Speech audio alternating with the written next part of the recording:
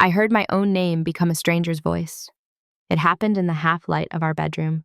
Phone screen glowing against my palm, a woman's whisper curling through the speaker like smoke. My name, not shouted, not asked. Spoken the way you say something sacred when you think no one else can hear. The playlist kept playing, some upbeat track about pushing limits, breaking barriers, but I had already stopped breathing. The refrigerator hummed downstairs. A car alarm chirped twice outside. Our wedding photo, hung crooked on the wall behind me, had been crooked for months, and neither of us had thought to fix it. This isn't fiction.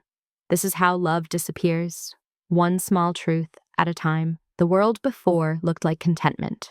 We had the kind of marriage people described as solid, not fireworks, not poetry, but functional, pleasant, occasionally warm. I worked in marketing, managed campaigns for tech startups that paid well and demanded everything. Daniel worked in commercial real estate, spent his days in property showings and client dinners that always ran late. We lived in a renovated colonial with good light and creaking floors, the kind of house that felt like an accomplishment even when we were too tired to enjoy it.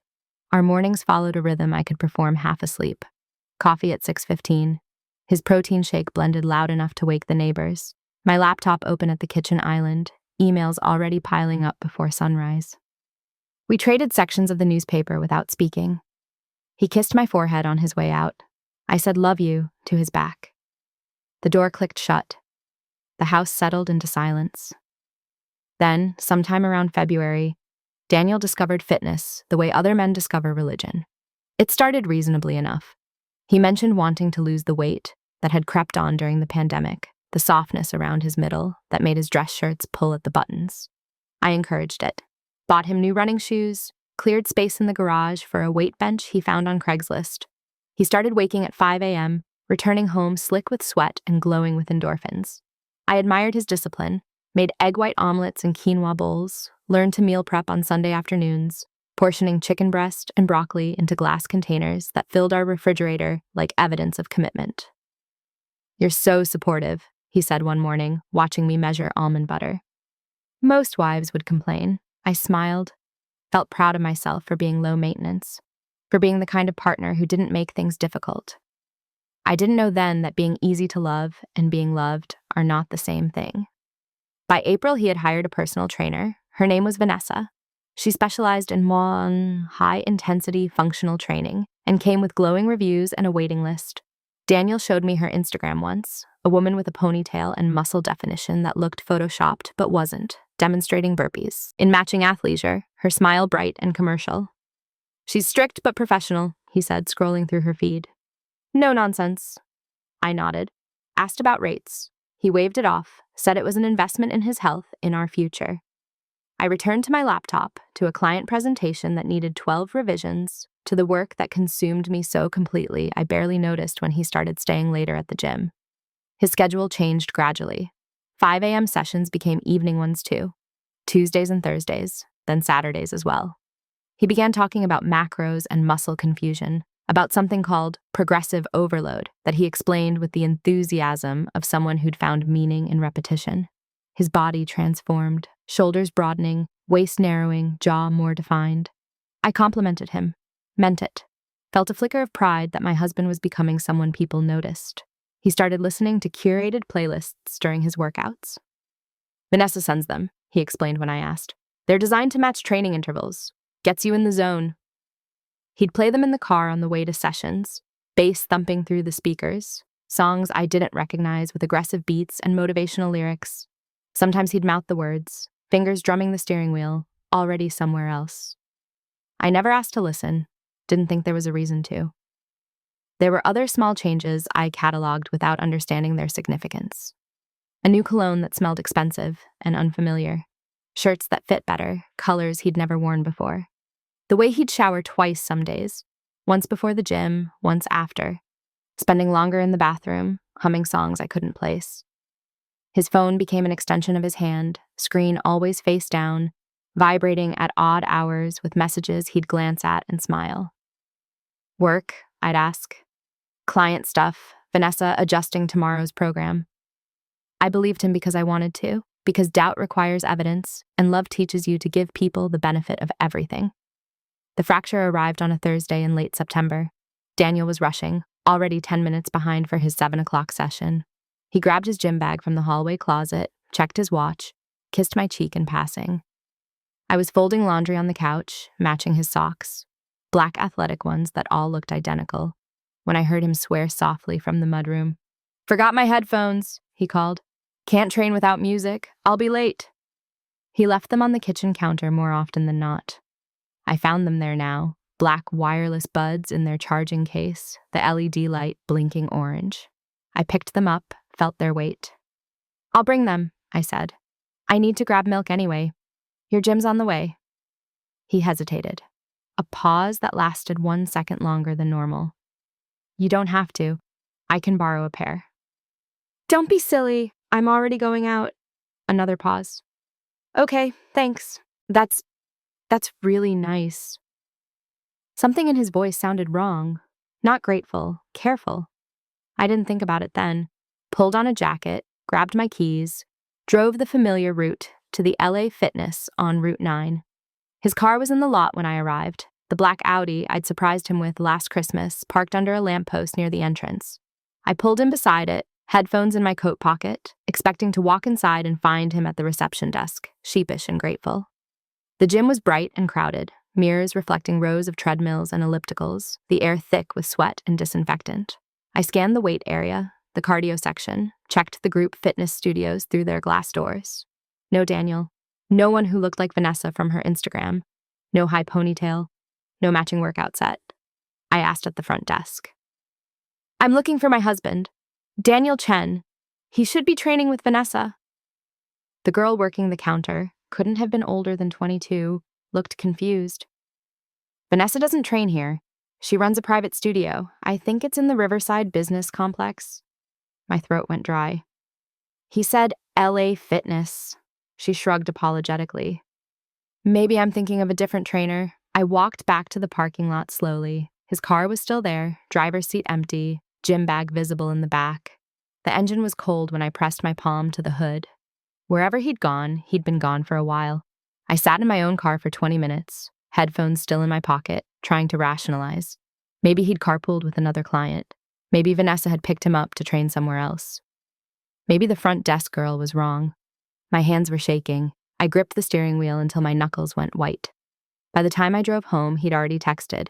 "Got headphones from the gym. Thanks anyway. Home by 9. I read the message 3 times. Each word felt practiced. I didn't confront him that night. Confrontation requires certainty, and all I had was a cold car hood and a receptionist who might have been mistaken. Daniel came home at 9:15, showered immediately, ate the dinner I'd kept warm. We watched television without speaking. I studied his face in the blue glow, searching for guilt, for lies, for anything that proved I wasn't imagining things. He looked the same, tired, distracted, normal. "Good workout?" I asked during a commercial. "Yeah, intense. Vanessa's really pushing me." "Where does she train again?" "LA Fitness. Why?" "Just curious." He looked at me then, met my eyes, smiled. "You could join us sometime. She does couples training." I smiled back. "Maybe." The lie sat between us, invisible and heavy. The unraveling happened slowly, then all at once. I started noticing things I'd trained myself to overlook. Receipts in his wallet for restaurants I'd never heard of. Timestamps that didn't match his schedule. A text notification that appeared while his phone sat on the bathroom counter, screen lighting up with a preview. "Can't wait for tomorrow. Bring that energy." No name, just a peach emoji. When I asked who it was, he said, "Just Vanessa being motivational," without looking up from brushing his teeth. I became a detective in my own marriage. Checked the mileage on his car. He was driving twice as far as LA Fitness required. Noted the days his gym clothes came home clean, not sweaty. Started cataloging small inconsistencies. The way he'd mute his phone during dinner, the new habit of clearing his browser history, the credit card charges to places called Momentum Studios, and peak performance that he'd never mentioned. I told myself I was being paranoid. Paranoia was ugly, suspicious, the behavior of women who didn't trust their husbands. I had always prided myself on not being that kind of wife. But paranoia and intuition sound the same until you know which one is telling the truth. The playlist happened on a Saturday. Daniel had left for an early session. Vanessa's doing a weekend warrior intensive, and wouldn't be back until noon. I was cleaning the kitchen, loading the dishwasher with last night's wine glasses, when I wanted music, something upbeat to make the chores tolerable. My phone battery was dead. His sat charging on the counter, screen dark, accessible. We'd always had each other's passcodes, openness as marital policy. I unlocked it without guilt, pulled up Spotify, scrolled through his recently played. Most were playlists I recognized, his driving music, his work-focused tracks. But one was titled simply V, just the letter, nothing else. I pressed play. The first track started with a beat, something electronic and pulsing, normal. Then, about 15 seconds in, the music dimmed and a voice emerged. Not singing, speaking. A woman's voice, low and intimate, the kind of voice that exists in bedrooms and nowhere else. "Hey, Daniel," my chest tightened. Just thinking about Thursday, about how hard you pushed, how good you looked doing it. The music swelled back, swallowed her words. I stood frozen, phone clutched in both hands, dishwasher still open, water dripping from a glass I'd forgotten to place. I skipped to the next track. More music, then another voice memo layered underneath. Her voice again, breathy and warm. "You're not just getting stronger. You're becoming someone new. I see it. I see you." Third track. Fourth. Each one contained fragments. Voice memos embedded like secrets, her words woven into the bass drops and crescendos. Most were generic enough to be plausibly professional. "Remember your form. Focus on the burn. You've got this." But the eighth track, a song I didn't recognize, something with a slow build and heavy bass, that one started differently. Her voice just above a whisper. "For Daniel, because Emma doesn't understand what you need. Emma. My name. She said my name. She doesn't see you the way I do, doesn't push you, doesn't..." The music crashed back in, obliterating the rest. I replayed it, listened again. Each time my name sounded more deliberate, more knowing, more like proof. I sat on the kitchen floor. The dishwasher was still running. Water was still dripping. Outside, a neighbor's dog barked 3 times and stopped. Inside, my marriage was disassembling itself, one voice memo at a time. I spent the next hour listening to every track, taking notes, recording timestamps. The playlist was 30 songs long, and 11 contained voice memos, some seconds long, others nearly a minute. Assembled together, they told a story. You're so much more than she gives you credit for. When you're with me, you're fully present, not distracted, not tired. I love watching you discover what you're capable of. Thursday was perfect. Let's do that again. Exactly that. She doesn't know, does she? About how alive you feel now? The last voice memo, buried in track 27, was different. Not sultry, not teasing, just quiet and certain. "I'm falling for you. I think you know that. I think you feel it too." There was no music after that, just silence. Then the next song beginning clean and uninterrupted. I sat on the bathroom floor this time, door locked, Daniel's phone in my shaking hands. The tiles were cold. My reflection in the mirror looked like a stranger's. Eyes red, face pale. The kind of expression you see in crime documentaries when someone realizes their entire life was a performance. I didn't cry, couldn't. Crying would make it real, and some part of me still wanted to believe there was an explanation, a misunderstanding, a joke so elaborate and tasteless that we'd laugh about it later, years from now, when this day felt distant and absurd. But I knew. The way you know when a smell is smoke, when a sound is breaking glass. My body knew before my mind accepted it. He came home at 12:30, later than promised, smelling like sweat and that unfamiliar cologne. I was sitting at the kitchen table, his phone in front of me, the playlist still open on the screen. "Hey," he said, dropping his gym bag by the door. "Sorry I'm late. We went long." "We?" "Vanessa and I." I looked at him, really looked. Saw the man I'd married and someone else layered over him. Someone who woke at 5 a.m. to be with another woman, who embedded love notes in workout playlists, who lied so smoothly he'd convinced himself it wasn't betrayal. "Your phone was on the counter," I said, voice calm, hands folded. I needed music, found a playlist. He froze, just for a second, then recovered, smiled slightly. "Which one?" "V." The smile died. Emma. I heard everything, all of it, including my name. Silence. The refrigerator hummed. A clock somewhere ticked. He didn't move toward me, didn't sit, just stood in the doorway like someone waiting for permission to enter their own home. It's not what you think, he said finally. Then what is it? It's complicated. Uncomplicated. He ran his hand through his hair, looked at the floor. She got attached. I tried to keep it professional, but she started saying things, sending things. I should have stopped it, but I liked the attention. It felt good. You've been so busy with work, and He stopped, started again. Nothing physical happened. You're lying. I'm not. Thursday, I said, voice still calm, scarily calm. She mentioned Thursday. What happened Thursday? He closed his eyes. We stayed late after a session, just talking. She kissed me. I didn't stop it. Where? At her studio. And before that? Emma? How many times? Silence. How many times? I don't know, a few, maybe more, but it never went beyond kissing. I laughed. Couldn't help it. A short, bitter sound that surprised us both. And that's supposed to make it better? That you only kissed the woman who's been making you personalized playlists, calling me the obstacle to your happiness? She doesn't understand our marriage. I never said those things about you. But you let her, you listened, you kept the playlist, you drove to her studio and let her kiss you and came home and kissed me with the same mouth. He flinched. I stood, picked up his phone, handed it to him. Get out. What? Get out of this house, go back to the gym, go to Vanessa's studio, go wherever you've been going, just not here, not right now.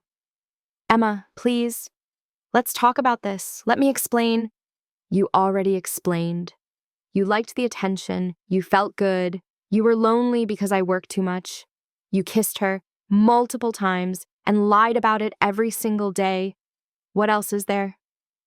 He reached for my hand. I stepped back. Don't touch me. His hand dropped. For a moment, he looked like he might cry. Then he picked up his gym bag, pulled out his car keys, walked to the door, stopped with his hand on the knob. I love you, he said. I know that doesn't mean anything right now, but I do. You love the idea of me, the supportive wife who meal preps and doesn't ask questions, but you don't love me enough to be honest. That's not love. I don't know what it is, but it's not that.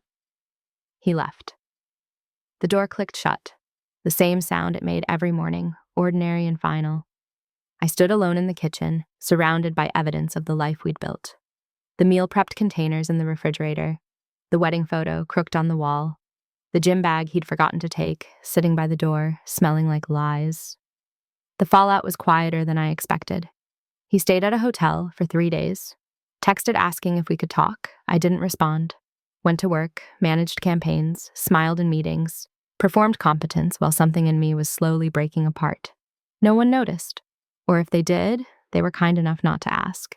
I moved his clothes to the guest room, cleared his products from the bathroom, put his coffee mug in the back of the cabinet where I wouldn't see it. The house felt larger without him, sounds traveled differently. Footsteps echoed. I'd walk into a room and forget why I'd gone there, stand in doorways trying to remember what I needed. My mother called. I told her we were having problems. She said all marriages have rough patches, that I should forgive him, that men make mistakes. I said nothing. He came back on Monday, stood on the porch with his gym bag, looking smaller somehow. I let him in but not back. He slept in the guest room. We didn't speak except about logistics, bills, schedules, which nights he'd be home late. He stopped going to the gym, canceled his sessions with Vanessa, gained back some of the weight, started looking like the man I married, which somehow made it worse. We existed in the same space but parallel, two people moving through rooms without touching, eating meals without speaking, sleeping in separate beds while the house creaked around us. I waited for it to hurt less. It didn't. Some weeks later, I asked him to tell me the whole truth. We were sitting in the living room, me on the couch, him in the armchair, the coffee table between us like a border. Rain tapped against the windows. The lamp in the corner flickered slightly, had been flickering for weeks. I need to know everything, I said. Not to punish you. I just need to understand what was real.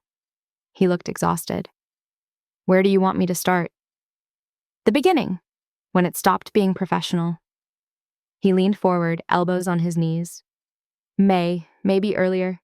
She started asking personal questions during cool downs. About my marriage, my life. I answered because it felt good to talk to someone who was interested. You were always working, always stressed. I felt invisible. So you found someone who saw you? Yeah. And then it became more. She'd text between sessions. Motivation at first, then just conversation. About everything, music, movies, stupid memes. It felt harmless. When did you kiss her the first time? July, after a Thursday session. She said I'd earned a reward for hitting my fitness goals. I thought she meant a high five or something, but He stopped. I should have left. Should have stopped training with her. But I didn't. Because you liked it. Because I liked feeling wanted. We sat in silence. The rain kept falling. Outside, a car drove past, headlights washing across the ceiling. Did you sleep with her? No. Promise? I promise. We kissed a lot, but that's all. Do you love her? He took a long time to answer. I don't know. I loved how she made me feel, but I don't think that's the same thing. Did you stop loving me? No, I never. His voice cracked. I never stopped. I just got lost. In the attention, the excitement, in being someone new. He looked at me then, really looked. I'm sorry, I know that's not enough. But I am. I believed him. That was the strange part. I believed he was sorry, believed he hadn't meant to hurt me, believed he'd gotten caught in something that felt good until it didn't. But belief didn't erase what happened. Sorry didn't rewind time. I don't know if I can forgive you, I said. I know. I don't know if I want to try. I know that too. And I don't know what we're doing, if we're fixing this or just existing in the wreckage. He nodded slowly. What do you want? I thought about it, thought about the marriage we'd built, solid, functional, pleasant. Thought about the woman I'd been, the supportive wife who meal prepped and didn't make things difficult. Thought about voice memos and playlists and my name spoken like a secret by a stranger. I want to stop pretending, I said. If we stay together, I want it to be real. Not easy, not comfortable, real. And if we can't do that, then I want you to leave. Okay. Okay? I'll do whatever you need, even if that means leaving. We sat there until the rain stopped. Didn't decide anything, didn't make promises, just acknowledged that something had ended and something else, unclear and unnamed, might begin. Months passed, then a year. We tried counseling. Some days were bearable, others felt like walking through a house fire. He got a new job, one with regular hours. I set boundaries at work, came home earlier. We learned to talk without performing, to argue without destroying. Slowly, carefully, we built something new on top of the ruins. It wasn't the same, would never be. The playlist still existed somewhere in his phone history, archived but not deleted. Her voice saying my name lived in my memory, clear and permanent. Some nights I'd lie awake wondering if he thought about her, if she thought about him, if the space between us would ever shrink enough to feel close again. But other nights, rare ones, unexpected, I'd wake to find his hand reaching for mine in the dark, not asking permission, just reaching. And sometimes I'd take it. Hold on. Let the familiar weight anchor me. Trust didn't return. Maybe it never would. But understanding did. Understanding that people are capable of hurting the ones they love. That loneliness makes us reckless. That attention can feel like salvation when you're starving for it. That betrayal doesn't require villains, just humans who make terrible choices in moments of weakness. I stopped being the supportive wife, started being a complicated one, demanded more, gave less freely, questioned everything. He stopped performing strength and started showing vulnerability. We became different people, not the ones we'd been, not the ones we'd wanted to be, just the ones we were after the fire. Some mornings now, I wake before him, make my own coffee, Sit in the kitchen while the house is still dark and quiet. Think about the woman I was. The one who believed that being easy to love was the same as being loved. The one who overlooked inconsistencies because doubt felt like betrayal. She doesn't exist anymore. I miss her sometimes. The innocence of her, the optimism. But I don't want to be her again. She was kind and trusting and small. I am learning to be harder, clearer, more awake. On the counter, his protein shake blender sits unused. He canceled his gym membership, drives a different route to work. The wedding photo is straight now. I fixed it one afternoon when he wasn't home. We look young in it, certain, like people who believe that love is enough. Maybe it is, maybe it isn't. Maybe love is just the decision to keep showing up, even when the music stops and you're left with silence and truth. I heard my own name become a stranger's voice, and everything changed. But I'm still here. We're still here, not healed, not whole, just here, living in the aftermath, learning to speak without lies, to touch without flinching, to exist in a marriage that survived its own ending. Peace came quietly, disguised as exhaustion. And forgiveness, when it arrives, if it arrives, will come the same way. Not as a grand gesture or a moment of clarity, just as the slow, painful work of deciding that the person who hurt you is also the person you choose, again and again, in the dark, when it's hardest. The playlist still haunts me, probably always will. But some nights now, I make my own. Songs without voice memos or hidden meanings. Just music, just sound. And when Daniel asks what I'm listening to, I tell him. Not because I trust him completely, because I trust myself enough to speak the truth. That's the difference. That's what remains when love fractures and reforms.